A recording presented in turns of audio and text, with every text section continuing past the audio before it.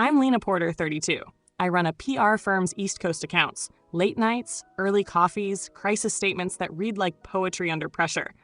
To strangers, I'm the woman who lands headlines and calms angry CEOs. To myself, I'm the person who still checks the family group chat on the morning of my birthday like it's a weather report I can't stop watching. That's the setup. Professional victory, personal hunger. What's at stake is simple and stupid and enormous. A little acknowledgement from the people who taught me how to want things. My life looks glossy in postcards.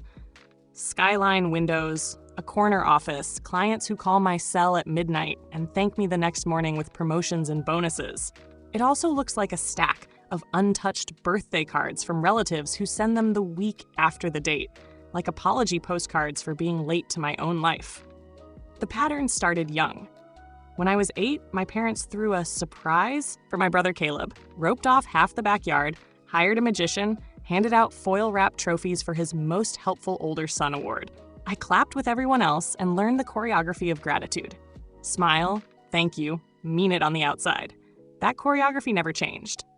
Graduations? Caleb's cat flew tallest. College acceptances? We mailed out his photos framed with glossy bows. My wins were small, then professional, then unmistakable. Campaigns that doubled brand reach, a speaking slot that paid airfare and felt like oxygen. Their reaction was variations on the same theme, polite claps, a so proud of you text buried between chain messages, a photo of Caleb cutting a cake with a balloon arch. They'd throw him parties with string lights and catered salmon while I got a voicemail that started, "We're proud," and then trailed off into logistics about someone else's calendar. It's not just the forgetting. It's the ordering. Their calendars prioritized Caleb's achievements with the economy of a well-run PR schedule. Invitations for him arrived months in advance. Mine landed as afterthoughts, if at all. When birthdays mattered, they mattered for him in a way that included banners, speeches, and a speechwriter somewhere in the mix. For me, celebrate meant someone remembering to post a blurry photo and tag me in a caption that read like a footnote. So that's where I live. In an apartment filled with awards I've earned and a small, steady ache I can't buy away. It's absurd, because I know how privileged I am. It's also corrosive, because the one place you expect to be invisible least of all is the space called family. Every year, they teach me the same lesson, not about gratitude, but about where my value sits on their ledger. And every year, I feel the ledger tilt a fraction further away from where I stand. The year I turned 32 felt like a slow-motion rerun. The week of my birthday, my feed filled with photos of Caleb's big promotion party, string lights, a rented band, his boss giving a speech where they called him the backbone of the department. My parents were in every frame, beaming like they'd been cast as supporting actors in his success story. Nobody had called me in the morning, but I told myself that was fine. I'd spent the day finalizing a pitch, and at lunch, my CFO pinged me to say a client had extended our contract and my performance bonus had been approved. The bonus landed in my account with that small, miraculous ding that makes you forget the rest of the world for 2 seconds. I stared at the number like it might rearrange itself into something kinder. It was enough to buy the kind of security you don't talk about at family dinners. Not a yacht, not a parade, but a solid, loud, "You did this," that lived in my bank balance instead of in anyone else's mouth. Then my phone rang. It was Mom. Her voice was that same syrupy politeness they reserve for weddings and graduation speeches. She didn't say happy birthday. She said, almost conversationally, that Caleb and his wife wanted to throw a big party for their anniversary and that everyone would chip in. "Would you be able to contribute $20,000? She asked. There was a small inhale after the question. That right, like she was waiting to see if I would close the door on family duty. My jaw did something small and involuntary. $20,000 for an anniversary party. For a couple who lived 3 minutes from my parents and whose special day included a blowout reception because why not, right? I didn't say no out loud. I listened while she discussed floral budgets and whether to hire the band from Caleb's promotion. After hanging up, I did what I'd always done. Tried to temper fury with optics. I skimmed through old photographs, replayed conversations in my head, tried to be reasonable. It didn't land. Instead, curiosity propelled me to the family group chat, that digital shrine of passive aggression and unfinished toasts where my parents kept the receipts on how they distributed affection. The chat was worse than the call. It wasn't subtle. There were messages about menu options, catering quotes, and then, under it all, a line from my father. "Lena, we should ask Lena if she can cover half. She got a bonus, right?" For a beat, the words didn't line up with the face of the world I inhabited. Then the misspelling, Lena, sat there like a final punctuation. They'd referred to me by the wrong name while tallying whether my bank account could be mined for their decorative amusements. What made it a turning point wasn't the amount or the misspelling. It wasn't even the promotion party photos that had scrolled through my feed all week. It was the choreography of it. They saw my achievement as a line item in their ledger, a resource to be allocated. My joy at the bonus, something I had fought for and earned alone, was repurposed into someone else's celebration before I'd even tucked a piece of cake into my own mouth. For the first time, I felt the familiar ache harden into a shape. It wasn't just loneliness. It was clarity. They weren't forgetting me by accident. They were prioritizing an idea of family that had no place for my wins, unless those wins could also be used to decorate someone else's life. That realization felt dirty and electric all at once, and it changed everything.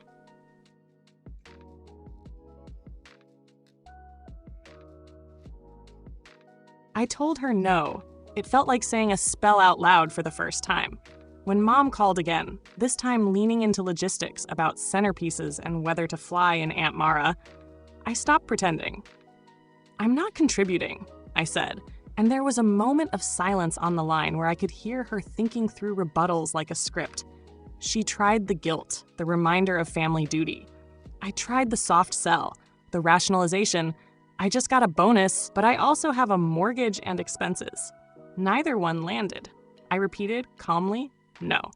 Then I hung up, not because I wanted to be dramatic, but because I finally had the language I'd been fumbling for my whole life. That no needed a body to live in. 2 days later, I was on a weekend flight to Michigan with an extra carry-on full of folders, pre-approval letters, contact info for an agent named Eli, and screenshots of listings I'd been stalking between conference calls. There is a very particular kind of light that hits a lake at dusk, the way it makes everything honest looking, and that was the first thing I felt when I walked into the house. Honest possibility. It was smaller than the fantasy Pinterest boards I'd kept on my phone, but it had a porch that wrapped like an arm and a narrow path down to a lake, so still it might as well have been a promise. Eli wore socks that were too bright and negotiated like a kindly saboteur, finding every clause that made the house mine. A decent inspection, a reasonable closing date, the sort of mortgage that didn't look like it would chew through my savings. I signed papers with a pen that left black ink like a victory flag. The bonus became a down payment. The down payment became keys. For the first time in years, I invested in a thing that was mine without the air of borrowed approval. I didn't buy it to make them jealous. I bought it to stop waiting for permission to be happy. Moving in was half liberation and half logistics. My neighbor from the building back home, Mrs. Bennett, sterling with a cardigan and a capacity for casseroles, drove up with a casserole dish and an industrial roll of bubble wrap. She'd been my unsolicited life coach for months, the one who'd shown up with tea the night I'd cried over my calendar. She walked the porch with me and said plainly, "Good for you." That was the kind of blessing that didn't come with expectation attached. For the housewarming, I invited people who had watched me become myself without treating it as a funding opportunity. Priya from accounts, whose laugh could reset a meeting, Marcus from creative, who brought a ridiculous playlist and terrible puns, Jenna, my college roommate who knew the exact trajectory of my teenage indignations and still showed up. I texted an actual paperless invite and said, "Come for the view, stay for the cake." I hung string lights on the porch, arranged mismatched chairs, and made sure the food was the kind people remembered for being honest and plentiful, not for being a stage. I didn't send an invite to my parents. I didn't even tell them there was a party. The exclusion wasn't cruelty so much as a policy decision. I was no longer allowing my presence to be an open tab on their ledger.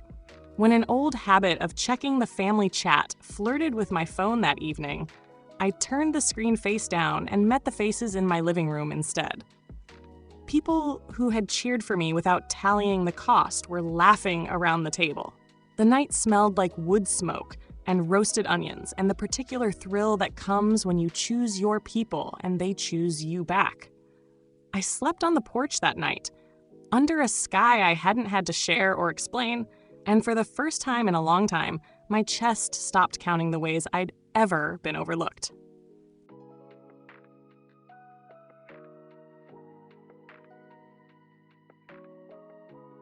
They didn't take the news quietly. I invited them over to the apartment the way you invite someone to a duel, with all the paperwork folded into a neat leather binder on the coffee table. When Mom arrived, she was wearing the same perfume she'd worn at every graduation party, the one that smells like linen and someone trying very hard to be celebratory. Dad carried a foil-wrapped muffin like an offering, and Caleb came in with a smile that had been rehearsed for 1,000 family photos. Nobody expected the binder. I opened it and let the silence sit there for a beat. Then I slid a stack of photo prints across the table. Birthdays, graduations, holidays. I had scanned the albums and printed them in chronological order. On top of each photo, I'd written the date and who organized the event. Underneath, in a smaller font, I'd written what their social reaction had been. Banner, speech, multiple posts next to Caleb's. Card mailed late, one-line text next to mine. The handwriting was tidy and neutral. There were gaps where the albums should have had my smiling face holding a cake. Instead, there were group shots where I was off to the side. Dad reached for the photos like he was touching evidence, not family history. "This is ridiculous," he said, voice a little too loud. "You're making a thing out of nothing." So I made the thing less theatrical. I clicked through my binder to the next section, printed screenshots of the family group chat, the messages about the anniversary budget, the Lena typo, the way they discussed my bonus like a budget line, everything. I didn't raise my voice. I let the text do the shouting. When I read the exchange aloud, "Lena, she got a bonus, right?" The room shrank around the phrase. That was when Mom tried the old playbook. Guilt. "We did so much for you growing up," she said, as if past charity was currency that could erase ongoing neglect. "We raised you. We paid for things." She listed obligations like trophies on a shelf, as if reciting them would absolve the ledger of its imbalance. I came prepared for that, too. I opened the spreadsheet. It looked boring. White rows, black numbers, which is precisely why it was devastating. Column headers. Year, event, amount spent by parents, amount requested from Lena, notes. Under events were every family celebration. Caleb's promotion party with costs itemized, venue, band, catering, the out-of-state graduation where my parents had flown and stayed in a suite, and the row for my most recent birthday. Phone call, photo tag. Next to Caleb's entries were receipts and transfers from my parents. Next to mine were mostly blanks and words like, "Sorry we missed it." Dad's face tightened like a fist. Caleb looked like he'd swallowed a pebble. "This is selective editing," Dad said. He reached for a justification. "We did things for both of you. You just don't remember it the way we do." Caleb spoke up then, quieter than his usual comfort speaking for the family. He hadn't been defensive. He'd been silent, which felt like its own confession. I didn't notice," he said. "I guess I didn't think about how it looked or how it felt for you." His fingers fidgeted with the napkin he'd brought. "I always just assumed you were fine with it." That was the moment I realized how personal this had become for him, too. He had been part of the system that had favored him, but he had also learned the choreography. I pushed the binder a little further across the table and pulled up another thread. The calendar invites. I'd printed email timestamps showing that invitations for Caleb's events went out weeks in advance. Mine were after the fact or not at all. Small details, a quirky pattern of courtesy and omission, became an architecture of favor. Mom started to cry, thin and fast, like someone flipping pages backwards through a life she'd already edited. "We didn't mean to hurt you," she said. That was true and insufficient. Intent doesn't erase effect. It only explains motive. I could see her trying to reconcile the ledger on her own terms. If she could name an intention, she could deny culpability. So I offered a different kind of argument. I didn't need to hear their remorse scripted in the way they'd been rehearsed to deliver it. I needed honesty. I don't want your money, I said. I want you to see me. I want you to know that when you treat my achievements like resources, you teach everyone how to value me. Caleb looked at my hands folded over the binder, and something in him softened. He reached out, not for my wallet or for a performative apology, but for contact. "I'm sorry," he said, simple and immediate. I didn't realize how much I benefited from this. I started therapy when I realized I kept waiting for someone to tell me I'd earned things I didn't. I'm trying to unpack it. Hearing him admit it, hearing him put words to the process, was the first authentic sound in the room. Dad's jaw clenched. He tried to pivot to logistics. "We'll be better." But the promise came out like a form letter. Mom's apology trembled but had an edge. She wanted forgiveness to fix the discomfort, not to be a starting point for real change. They both struggled with the idea that their behavior had been structural rather than accidental. Admitting a pattern means rewriting the story you've always told about yourself, and people resist that with a stubborn human force. The meeting didn't end with champagne and confetti. It ended with awkward conversations, with Caleb and I hugging when he left, with Mom staying behind to help me wash the dishes like an apology disguised as work. It wasn't the catharsis I'd fantasized about, the dramatic grovel followed by immediate redemption. It was messier. An acknowledgement from Caleb, a weary apology from Mom, a defensive truce from Dad who promised to try, but didn't know yet how to be measured. I left them that night with the binder on my coffee table and my chest less full of the hard knot it had been.